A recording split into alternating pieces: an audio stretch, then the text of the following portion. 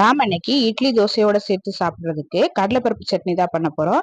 சட்னி பண்றதுக்கு அடுப்புல கடாய் வச்சு 2 ஸ்பூன் ஆயில் விட்டு 3 ஸ்பூன் கடலைப்பருப்பு 1 ஸ்பூன் உளுத்தப்பருப்பு சேர்த்து நல்லா வறுத்து விட்டுறலாம்.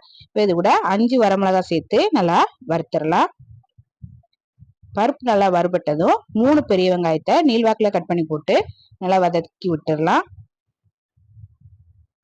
இது கூட ஒரு 10 பல் பூண்டு சேர்த்து நல்லா வதக்கிடலாம்.